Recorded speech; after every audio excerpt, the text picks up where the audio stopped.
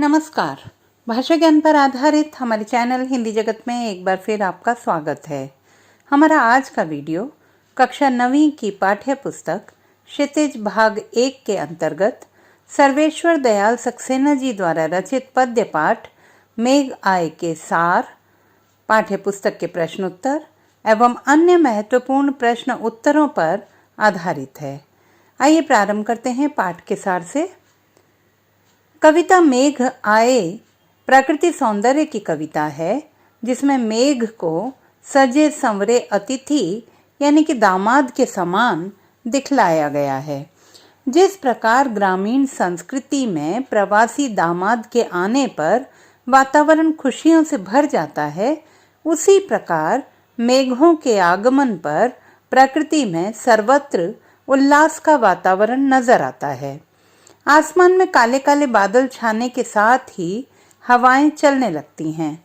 घरों के खिड़की दरवाजे खुलने लगते हैं, मानो गांव में कोई शहरी अतिथि आया हो। पेड़ गर्दन उचकाकर देखने लगते हैं। धूल भरी आंधी इस प्रकार चल पड़ती है मानो कोई ग्रामीण बाला घाघरा उठाकर दौड़ पड़ी हो। नदी भी मेघों के सौंदर्य को तिरछी दृष्टि से देखते हुए मानो ठिठक कर रुक गई है। ग्रामीण परंपरा के अनुसार मुखिया स्वरूप गांव का पीपल का बूढ़ा पेड़ बादलों की अगवानी करता है, तो तालाब में हवा के प्रभाववश इस तरह लहरें उठती हैं मानो अतिथि के पैर धोने के लिए वह जल भर लाया है। लता रूपी नायिका भी किवाड़ की ओट में छिपकर मेघों को उलाहना देती है कि पूरे वर्ष भर बाद उन्होंने सुध ली है। आकाश में बिजली चमकने लगती है और सहसा रिमझिम बूंदें बरसने लगती हैं। अब बात करते हैं पाठ्यपुस्तक के प्रश्नोत्तर की। प्रश्न 1। बादलों के आने पर प्रकृति में जिन गतिशील क्रियाओं को कवि ने चित्रित किया है, उन्हें लिखिए। उत्तर। बादलों के आने पर प्रकृति में निम्नलिखित गतिशील क्रियाएं हुई। आगे आगे नाचती गाती बयार चली, दरवाजे खिड़कियां खुलने लगीं गली गली, पेड़ झुक झांकने लगे गर्दन उचकाए, बांकी चितवन उठा नदी ठिठकी, बूढ़े पीपल ने आगे बढ़कर जुहार की, बोली अकुलाई लता ओट हो किवाड़ की, हर्षाया ताल लाया पानी परात भर के, आदि। प्रश्न 2। निम्नलिखित किसके प्रतीक हैं? धूल, पेड़, नदी, लता, ताल। उत्तर। धूल अतिथि आगमन से उत्साहित चंचल बालिका का प्रतीक है। पेड़ साधारण ग्रामीण व्यक्ति का प्रतीक है। नदी चंचल ग्रामीण नवयुवती का प्रतीक है। लता प्रतीक्षारत नायिका का प्रतीक है। ताल परिवार के अंतरंग सदस्य का प्रतीक है। प्रश्न 3। लता ने बादल रूपी मेहमान को किस तरह देखा और क्यों? उत्तर। लता ने बादल रूपी मेहमान को किवाड़ की ओट से छिपकर देखा। वह मानिनी नायिका है। कई दिनों के बाद प्रियतम के आने से नाराज तो है, पर उसे देखे बिना रह भी नहीं पाती। इसीलिए वह अपने प्रिय को दरवाजे की ओट से देख रही है। प्रश्न 4। भाव स्पष्ट कीजिए। क। क्षमा करो गांठ खुल गई अब भरम की। उत्तर। लता रूपी नायिका ने सोचा था कि बादल रूपी नायक उसे भूल गया है, वह उससे मिलने नहीं आएगा, परंतु बादलों के आने से उसके मन का यह संदेह दूर हो गया, अतः वह उससे क्षमा मांग रही है। मूल भाव यह है कि व्याकुल ग्रामवासियों ने सोचा था कि बादल नहीं बरसेंगे, परंतु बादलों को बरसते देखकर उनका संदेह दूर हो गया। ख। बांकी चितवन उठा नदी ठिठकी घूंघट सरके। उत्तर। आसमान में छाए काले काले बादलों के सौंदर्य को देखकर मानो बल खाती नदी भी ठिठक कर रुक गई है।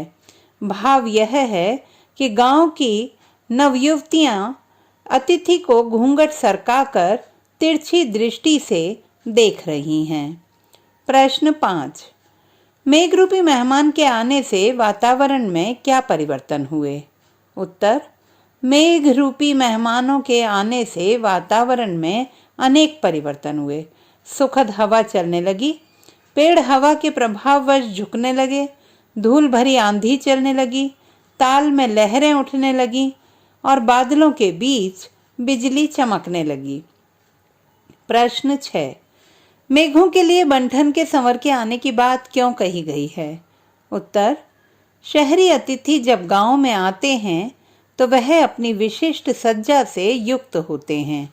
इसी प्रकार मेघ जब अपनी पूर्ण कालिमा से युक्त होकर गांव की सीमा में प्रवेश करते हैं तो उनके आने पर गांववासियों के मन में ठीक वैसा ही उल्लास होता है जैसा कि किसी सजे संवरे दामाद के आगमन पर होता है।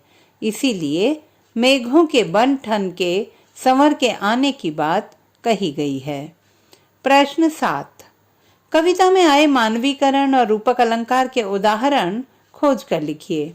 उत्तर, कविता में आए मानवीकरण अलंकार के उदाहरण हैं, मेघ आए बड़े बंठन के संवर के, आगे आगे नाचती गाती बयार चली, पेड़ झुक झांकने लगे गर्दन उचकाए, धूल भागी घाघरा उठाए, बांकी चितवन उठा नदी ठिठकी, बूढ़े पीपल ने आगे बढ़कर जोहार की, बरस बाद सुधिलीनी बोली अकुलाई लता ओट हो किवाड़ की, हर्षाया ताल लाया पानी परात भर के। रूपक अलंकार का उदाहरण है क्षितिज अटारी गहराई। प्रश्न 8, कविता में जिन रीति रिवाजों का मार्मिक चित्रण हुआ है उनका वर्णन कीजिए। उत्तर, कविता में अतिथि सत्कार संबंधी रीति रिवाज विभिन्न भावों के द्वारा प्रकट किए गए हैं। जैसे विशिष्ट अतिथि यानी दामाद के आगमन पर सभी गांववासियों का उत्साहित होना, घर के बुजुर्ग द्वारा अतिथि का स्वागत करना, नवयुवतियों द्वारा घूंघट की ओर से तिरछी नजरों से अतिथि को देखना, अतिथि के पैर धुलाने के लिए पानी भरी परात लाना एवं अन्य लोगों के समक्ष पत्नी का पति के समक्ष न आना आदि। प्रश्न 9, कविता में कवि ने आकाश में बादल और गांव में मेहमान यानी कि दामाद के आने का जो रोचक वर्णन किया है उसे लिखिए। उत्तर, मेघ आए कविता में मेघों के आने का वर्णन गांव में सज धज कर आए शहरी मेहमान के रूप में किया गया है। वर्ष भर की प्रतीक्षा के बाद जब मेघ रूपी शहरी पाहुन ने गांव की सीमा में प्रवेश किया तो पूरा गांव उल्लास से भर उठा। शीतल पवन मानो नाचते गाते हुए अतिथि के आगे आगे चलने लगी।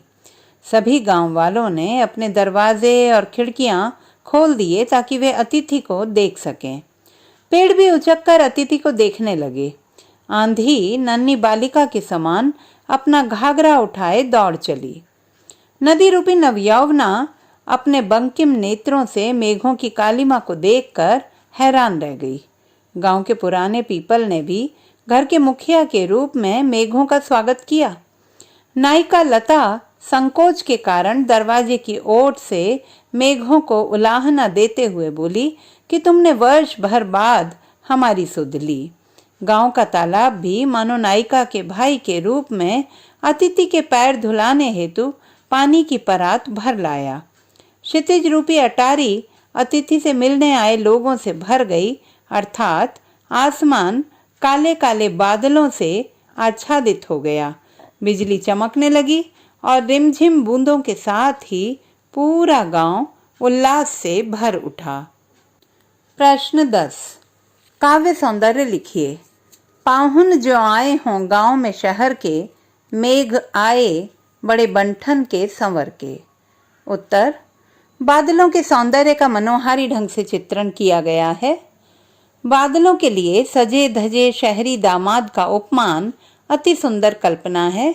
इस पंक्ति में संभावना व्यक्त होने के कारण उत्प्रेक्षा अलंकार प्रयुक्त है। मेघ आए बड़े बंठन के संवर के पंक्ति में मानवीकरण अलंकार प्रयुक्त है। बड़े बंठन के में ब एवं न वर्ण की आवृत्ति से अनुप्रास अलंकार है। अब एक नजर डालते हैं रचना और अभिव्यक्ति के प्रश्नों पर। प्रश्न 1, कवि ने पीपल को ही बड़ा बुजुर्ग क्यों कहा है? उत्तर, पीपल का वृक्ष विशालकाय एवं दीर्घायु होता है। भारतीय संस्कृति में इसे पूज्य माना गया है।